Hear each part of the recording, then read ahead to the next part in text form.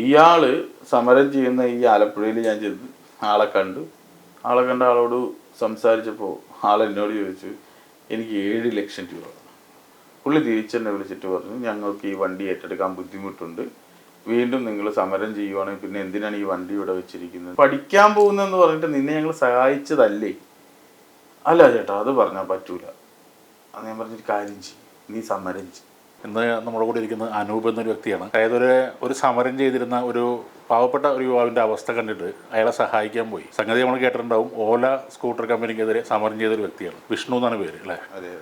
അപ്പോൾ അയാളെ കണ്ട് അയാളുടെ സമരവും അയാൾ ഈ പട്ടിണി സമരം എന്ന് പറഞ്ഞിരുന്ന റോഡ് സൈഡിലിരുന്ന് ഭക്ഷണം കഴിക്കണം, അങ്ങനെ ഒരു സഹാനുഭൂതി തോന്നിയിട്ട് സഹായിക്കാൻ പോയതാണ്. അപ്പോൾ അവസാനം എന്താണ് ഉണ്ടായെന്ന് നമുക്ക് അനൂപിനോട് തന്നെ ചോദിച്ചറിയാം. എന്താണ് കാര്യങ്ങളുടെ തുടക്കം ഇവിടെ? ഇത് കഴിഞ്ഞ 10-ാം തീയതി ഞാൻ എൻ്റെ വീട്ടിലിരിക്കുമ്പോൾ ചുമ്മാ ഇൻസ്റ്റാഗ്രാം നോക്കിക്കൊണ്ടിരിക്കുന്ന സമയത്ത് കണ്ട ഒരു റീലാണ്. അത് കണ്ടപ്പോൾ ഇങ്ങനെ വണ്ടി കെട്ടിത്തൂക്കിയിരിക്കണ എന്താണെന്ന് കണ്ട് ആ ഒരു റീൽ കണ്ട് പിന്നെ അയാളുടെ പേജിൽ പോയിട്ട് ബാക്കി കാര്യങ്ങൾ നോക്കിയപ്പോൾ അദ്ദേഹം പാരൻസൊന്നും ഇല്ലാത്ത ഒരാളാണ്. വീടോ കാര്യങ്ങളോ ഒന്നുമില്ല. സ്വിഗ്ഗി സൊമാറ്റോ ഓടി കിട്ടുന്ന പൈസ കൊണ്ട് ജീവിച്ചു പോകുന്ന ഒരാൾ ഈ വണ്ടിയുമായിട്ട് ഇങ്ങനെ ഒരു പ്രശ്നത്തിലായിട്ട് ഭക്ഷണം കഴിക്കാൻ പോലും രക്ഷയില്ല. ഒരു ഭിക്ഷ യാചിക്കുന്ന ഒരു ചെറുപ്പക്കാരൻ റോഡിന്റെ സൈഡിൽ കണ്ടിരുന്ന റോഡിന്റെ സൈഡിൽ ഇരുന്നിട്ട് ഭിക്ഷ യാചിക്കുന്ന ഒരു ചെറുപ്പക്കാരൻ. അത് എൻ്റെ നാട്ടിൽ നിന്ന് ഒരു 1.5 മണിക്കൂർ ദൂരമേ ഉള്ളൂ. അപ്പോൾ ഇത് കണ്ടപ്പോൾ ഞങ്ങളുടെ 2 സുഹൃത്തുക്കൾ കൂട്ടത്തിലുണ്ട്. ഞാൻ അവരോട് കാര്യം പറയടാ, നമുക്കിങ്ങനെയൊന്ന് പോയി നോക്കാം.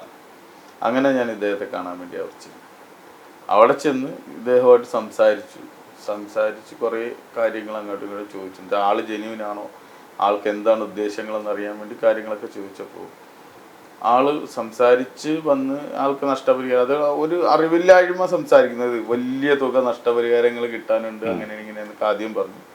അതിനുശേഷം ആൾക്ക് വിശക്കുന്നെന്ന് പറഞ്ഞിട്ട് ഞാൻ പോയി ഞാനും അദ്ദേഹമൊക്കെ പോയി ഭക്ഷണം കഴിച്ചു. തിരിച്ചു വരുമ്പോൾ ആളെന്നോട് ഇങ്ങനെ ചോദിച്ചു, ചേട്ടാ എന്തെങ്കിലും മാർഗമുണ്ടോ, ചേട്ടൻ ആരെങ്കിലും അറിയാവോ?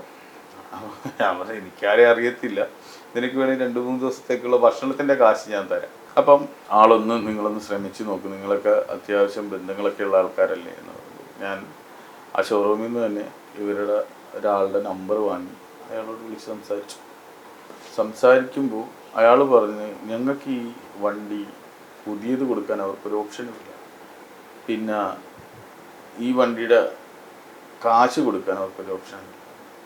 അവർ കൺസ്യൂമർ കോടതിയിൽ നിലവിൽ ഈ വണ്ടിയുടെ കേസ് നടക്കുന്നുണ്ട്. അതിന് എന്തെങ്കിലും ഈ ഷോറൂമിൻ്റെ ഭാഗത്തു നിന്ന് ചെയ്തു കൊടുക്കേണ്ട പേപ്പേഴ്സ് ഉണ്ടെങ്കിൽ ഡിലേ ഇല്ലാണ്ട് ചെയ്തു കൊടുക്കാം, അല്ലെങ്കിൽ ഈ വണ്ടി റെഡിയാക്കി കൊടുക്കാം. അപ്പോൾ ഇദ്ദേഹമായിട്ട് വന്ന് സംസാരിച്ചപ്പോൾ പുള്ളിക്ക് എക്സാം നടന്നിട്ടിരിക്കുന്നത്, +2 തുല്യതാ പരീക്ഷയ്ക്ക് പഠിച്ചിട്ടിരിക്കുന്നു. +2 ആണ്. ചേട്ടാ ഇത് പഠിക്കണം, ഡിഗ്രി എടുക്കണം, എന്നാലേ എനിക്ക് എന്തെങ്കിലും ജോലി ഒക്കെ ആകുള്ളൂ, എന്നെ ഒന്ന് സഹായിക്കണമെന്ന് ഇയാൾ പറഞ്ഞതിൻ്റെ പുറത്ത് ഞാനും എൻ്റെ ഫ്രണ്ട്സ് എല്ലാവരും കൂടി ആലോചിച്ചു.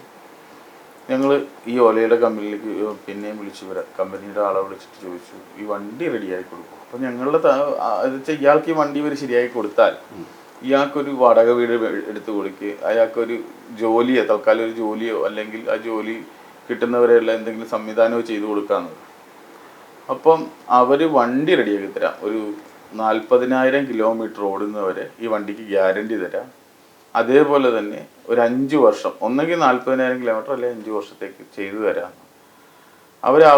ഇങ്ങനെ ഒരു കാര്യം പറഞ്ഞു. ഞാൻ ഇദ്ദേഹമായിട്ട് സംസാരിച്ചപ്പോൾ ഇദ്ദേഹത്തിന് വണ്ടിയായിട്ട് പൊരുത്തപ്പെട്ട് പോകാൻ ബുദ്ധിമുട്ടുണ്ട്, വണ്ടി വേണ്ട എനിക്ക് ചേട്ടാ, നിങ്ങൾ എന്തെങ്കിലും ഒന്ന് ചെയ്തിട്ട് ഈ വണ്ടി. അപ്പോൾ ഇയാളുടെ പട്ടാങ്ങിൽ ഞങ്ങളങ്ങ് വീണു. അങ്ങനെ ഇയാളോട് ചോദിച്ചു, ഈ വണ്ടിക്ക് എന്ത് വില? അപ്പോൾ ഈ വണ്ടിക്ക് 2.25 ലക്ഷം രൂപ പുള്ളിക്കാരൻ EMI ഉൾപ്പെടെ അടച്ചോണ്ടിരിക്കുന്നു. അതായത് ലോണിന്റെ തുകയാണ് 2.25 ലക്ഷം. വണ്ടിക്ക് വേണ്ട 1.60 അങ്ങനെ വിലയുള്ളൂ. പിന്നെ പുള്ളിക്കൊരു വീട് വാടകയ്ക്കെങ്കിലും എടുത്താലേ നിൽക്കാൻ പറ്റുള്ളൂ. ഇപ്പോൾ എൻ്റെ ഹിന്ദിക്കാരുടെ കൂടെ എവിടെയോ താമസിക്കുക എന്ന് പറഞ്ഞു. ഈ കുഴിയെടുക്കാൻ വന്ന കേബിൾ കുഴിയെടുക്കാൻ വന്ന ആൾക്കാർ. അങ്ങനെ ഞങ്ങൾ ഇയാളോട് സംസാരിച്ച് വന്നപ്പോൾ ഇയാൾ എൻ്റെ പറഞ്ഞു, ഒരു 3.25 ലക്ഷം രൂപ എനിക്ക് ഇപ്പം കിട്ടിയാൽ എൻ്റെ പ്രശ്നങ്ങൾ അവസാനിക്കും, എല്ലാം തീരും, എനിക്ക് നല്ല രീതിയിൽ ജീവിക്കാൻ പറ്റും, എനിക്കൊരു ജോലി ചെയ്തിട്ട് എൻ്റെ വിദ്യാഭ്യാസവും മുമ്പോട്ട് കൊണ്ടുപോയി നല്ല രീതിയിൽ ജീവിക്കാൻ പറ്റും. അപ്പോൾ ഈ വണ്ടി കൊടുത്താൽ അത് കിട്ടൂല. പക്ഷെ ഞങ്ങൾ നോക്കിയപ്പോൾ ഞങ്ങൾ കുറച്ച് സുഹൃത്തുക്കൾ വിചാരിച്ചാൽ ഇയാളുടെ ഈ 3,400,000 രൂപ കൊടുത്ത് ഇയാളുടെ ലൈഫിന്റെ വലിയൊരു പ്രശ്നം പരിഹരിക്കാൻ പറ്റും. അങ്ങനെ ആയിക്കോട്ടെ എന്ന് പറഞ്ഞിട്ട് ഞങ്ങൾ ഇദ്ദേഹത്തിൻ്റെ ഈ വണ്ടി ഞങ്ങളിങ്ങ് വാങ്ങിയിട്ട് ഇയാൾ 3,400,000 രൂപ എന്ന് വെച്ചാൽ 25,000 4,000 ട്രാൻസ്ഫർ ചെയ്തിട്ട് പോകാനിട്ട് 21,000 കൊടുത്തു. 3,21,000 രൂപ ട്രാൻസ്ഫർ ചെയ്ത് കൊടുത്തു. 3 അക്കൗണ്ടിൽ നിന്നായി ട്രാൻസ്ഫർ ചെയ്ത് കൊടുത്തു. ഇയാൾ ഈ വണ്ടി എനിക്ക് തരുന്നു. ഞങ്ങൾ ഇയാൾക്ക് ഫുഡൊക്കെ വാങ്ങിക്കൊടുത്തു. ഇയാളുടെ താമസ സ്ഥലത്ത് കൊണ്ടാക്കി. പിറ്റേ ദിവസം ഇയാൾ എന്നോട് ഈ വണ്ടിക്കുള്ള ലോണിൻ്റെ അടവെല്ലാം അടച്ചിട്ട് അതിൻ്റെ ഡോക്യുമെൻ്റ് ഈ വണ്ടിയുടെ RC ബുക്കും സാധനങ്ങളുമായിട്ട് എൻ്റെ നാട്ടിൽ ആലപ്പുഴക്ക് വരാമെന്ന് പറഞ്ഞിട്ടാണ് പോകുന്നത്. അതിനുശേഷം പിറ്റേ ദിവസം രാവിലെ ഞാൻ ഇയാളെ നിരന്തരമായിട്ട് കോൺടാക്ട് ചെയ്യുന്ന ഫോൺ എടുക്കുന്നില്ല. കുറച്ചൊരു ഉച്ചയോടായപ്പോൾ എന്നെ ഈ ഓലയുടെ കമ്പനിയിൽ നിന്ന് ഞാൻ ഒരാളെ വിളിച്ചിരുന്നല്ലോ. പുള്ളി തിരിച്ചെന്നെ വിളിച്ചിട്ട് പറഞ്ഞു, ഞങ്ങൾക്ക് ഈ വണ്ടി ഏറ്റെടുക്കാൻ ബുദ്ധിമുട്ടുണ്ട്, വീണ്ടും നിങ്ങൾ സമരം ചെയ്യുവാണെങ്കിൽ പിന്നെ എന്തിനാണ് ഈ വണ്ടി ഇവിടെ വെച്ചിരിക്കുന്നത്, നിങ്ങൾ പറഞ്ഞിട്ട് ഞങ്ങൾ ഈ വണ്ടിയുടെ വർക്ക് സ്റ്റാർട്ട് ചെയ്തു. അന്ന് തന്നെ ഇവരിത് ഓടിക്കാനുള്ള സംവിധാനം ചെയ്തു. എന്നിട്ട് അന്ന് ഈ വണ്ടി ശരിയാക്കി തന്നു എന്ന് വിഷ്ണു ഒരു വീഡിയോയും ചെയ്തിട്ടുണ്ട്. അതിൻ്റെ ഒരു ഇലക്ട്രോണിക് യൂണിറ്റ് ആയിരുന്നു കംപ്ലൈൻറ്റ്. അവിടെ ഇരുന്നൊരു അവർ സ്പെയർ റെഡിയാക്കിയിട്ട് ഈ വണ്ടി അപ്പം തന്നെ ചാർജ് ചെയ്ത് കാണിച്ചു, വണ്ടി റണ്ണിങ് ആക്കി. പിന്നെ ഇതിൻ്റെ ഈ ഗ്യാരണ്ടി തരണമെങ്കിൽ ഇതിൻ്റെ മോട്ടറും ബാക്കിയുള്ള സാധനങ്ങൾ എന്തൊക്കെയോ സർവീസ് ഉണ്ട്. അവർ 15 ദിവസം എനിക്ക് സമയം പറഞ്ഞു. ഇയാള് സമരം ചെയ്യുന്ന ഈ ആലപ്പുഴയിൽ ഞാൻ ചെന്ന് ആളെ കണ്ട് ആളോട് സംസാരിച്ചപ്പോൾ ആളെന്നോട് ചോദിച്ചു, എനിക്ക് 7 ലക്ഷം രൂപ 3,21 മേടിച്ച ആളാണ് പറഞ്ഞത് 7 ലക്ഷം. എനിക്ക് 7 ലക്ഷം രൂപ വേണം. അപ്പോൾ എനിക്കൊന്നും മനസ്സിലായില്ല. ഞാൻ ചോദിച്ചു എന്താ? അല്ല, ഞാൻ പറഞ്ഞു മോനെ നീ പഠിക്കാൻ പോകുന്നെന്ന് പറഞ്ഞിട്ട് നിന്നെ ഞങ്ങൾ സഹായിച്ചതല്ലേ? അല്ല ചേട്ടാ അത് പറഞ്ഞാൽ പറ്റൂല. അത് ഞാൻ പറഞ്ഞൊരു കാര്യം ചെയ്യും, നീ സമരം ചെയ്യും. 7 ലക്ഷം രൂപ നിന്റെ സമരം അവസാനിപ്പിക്കാൻ പറ്റുന്ന ഒരു അവസ്ഥയിലല്ല ഞങ്ങളാരും. അപ്പോൾ അവൻ പറഞ്ഞു ഞാൻ കാശ് തരില്ല, അത് ഓലയുടെ കമ്പനി തന്ന കാശാണ്. അപ്പം ഞാൻ എൻ്റെ ബാങ്ക് സ്റ്റേറ്റ്മെൻറ്റും ഇവനെ അയച്ച ആൾക്കാരുടെ ബാങ്ക് സ്റ്റേറ്റ്മെൻറ്റ്, എൻ്റെ ഫ്രണ്ട്സിൻ്റെ ബാങ്ക് സ്റ്റേറ്റ്മെൻറ്റ്, ഞാൻ പറഞ്ഞു എത്ര വർഷത്തെ സ്റ്റേറ്റ്മെൻറ്റ് വേണം, ഇപ്പോൾ ഡൗൺലോഡ് ചെയ്ത് തരാം, നിങ്ങൾ നോക്കിക്കോ. ഈ കമ്പനിയിൽ നിന്ന് ആരെങ്കിലും ഞങ്ങൾക്ക് കാശ് തന്നിട്ടുണ്ടെങ്കിൽ അല്ലെങ്കിൽ അവൻ പറയുന്നതിന് വേറൊരു പൊട്ടത്തരമുണ്ട്. കാരണം ഓലക്കാരിക്ക് 3,21 കൊടുക്കാമെങ്കിൽ അവർക്കൊരു പുതിയ സ്കൂട്ടർ കൊടുത്താൽ പോലും അതിത്ര വിലയില്ല. അത് തിരിച്ചറിയാൻ പറ്റിയില്ല അദ്ദേഹം. എന്നെ ഇപ്പോൾ എന്തിന് തെറ്റിദ്ധരിച്ചെന്ന് പോലും അറിയില്ല. അന്ന് എന്നെ ചേട്ടാന്നൊക്കെ വിളിച്ച് പോയ ഒരാൾ പിറ്റേ ദിവസം ആ ഒരു വിളിയും കാര്യങ്ങളൊക്കെ മാറ്റി. കുഴപ്പമില്ല, അയാൾ ടോൺ മാറി. അങ്ങനെ ഞാൻ ഇയാളുമായിട്ട് ബന്ധപ്പെട്ട് ആലപ്പുഴ സ്റ്റേഷനിൽ പോലീസ് സ്റ്റേഷനിൽ ചെന്നു. അവർ ഇയാളോട് കാര്യങ്ങൾ ചോദിച്ചു, എന്നോട് കാര്യങ്ങൾ ചോദിച്ചിട്ട് പറഞ്ഞു നിങ്ങൾ തമ്മിൽ സാമ്പത്തിക ഇടപാടുണ്ടെങ്കിൽ അത് തിരിച്ചു കൊടുക്കുക, അല്ലെങ്കിൽ വണ്ടി അയാൾക്ക് കൊടുക്കൂ എന്ന് പറഞ്ഞു. അപ്പോൾ ഞാൻ പറഞ്ഞു എനിക്ക് വണ്ടി വേണ്ട, കാരണം ഇങ്ങനെ ഒരാളുടെയൊക്കെ ഈ 3 ലക്ഷം രൂപ കൊടുത്ത് ഈ വണ്ടി വാങ്ങിയിട്ട് എനിക്ക് ഒരു മാനസികമായ ബുദ്ധിമുട്ടായി. ഞാൻ അന്നേ ദിവസം കരുനാഗപ്പള്ളി സ്റ്റേഷനിൽ കൊണ്ടുപോയി പരാതി കൊടുത്തു. വൈകുന്നേരമാണ് പരാതി കൊടുക്കുന്ന സമയം ഇതിനകത്തുണ്ട്. പരാതി കൊടുത്തു. ആ പരാതി എനിക്ക് റെസിപ്റ്റ് ഒന്ന് വിട്ടുകൊടുന്ന് പിറ്റേ ദിവസം രാവിലെ 10 മണിക്ക് വരാൻ പറഞ്ഞു. ഞാൻ 10 മണി ആയപ്പോൾ ഞാൻ കരുനാഗപ്പള്ളി ചെന്ന് ഞാൻ വൈകുന്നേരം 5:30 വരെ 6 മണി വരെ കരുനാഗപ്പള്ളി സ്റ്റേഷനിൽ നിന്നു. കരുനാഗപ്പള്ളി പോയി നിന്നു. പിറ്റേ ദിവസം എൻ്റെ അവസ്ഥ അതാണ്. കാരണം ഇത് എങ്ങനെയെങ്കിലും ഇതാവണമല്ലോ. അവിടെ ചെന്നപ്പോൾ ഇദ്ദേഹം വന്നു, അവിടുത്തെ സാറ് സംസാരിച്ചപ്പോൾ ഇദ്ദേഹം പറഞ്ഞത് ഞാൻ ആ കാശ് കൊടുക്കില്ല. അപ്പോൾ അവർ ചോദിച്ചെന്താ കാശ് കൊടുക്കാത്ത? എന്ത് എനിക്ക് ഓലയുടെ കമ്പനിയിൽ നിന്ന് തന്ന കാശാണ്. അപ്പോൾ അവർ പറഞ്ഞത് അക്കൗണ്ട് നിങ്ങൾ കാര്യങ്ങളൊക്കെ പരിശോധിക്കും, അല്ലെ കമ്പനി ചോദിക്കും. നിങ്ങൾക്ക് കമ്പനിയിൽ നിന്ന് കാശ് കിട്ടിയിട്ടുണ്ടെങ്കിൽ കമ്പനി ചോദിച്ചാൽ മതിയല്ലോ, നിങ്ങൾക്ക് തന്ന കാശ് ഇയാൾ വാങ്ങിച്ചിട്ടുണ്ടോ ചോദിക്കും. പിന്നെ അല്ലെങ്കിൽ വണ്ടി കൊടുക്കും. വണ്ടി കൊടുക്കാന്ന് പറഞ്ഞാൽ എന്തിനാ കവളിപ്പിച്ചെന്ന് ചോദിച്ചപ്പോൾ വണ്ടിയും കൊടുക്കൂല, വണ്ടിയുടെ പേപ്പറൊന്നും കൊടുക്കൂല. വണ്ടിയും വേണം, പൈസയും വേണം.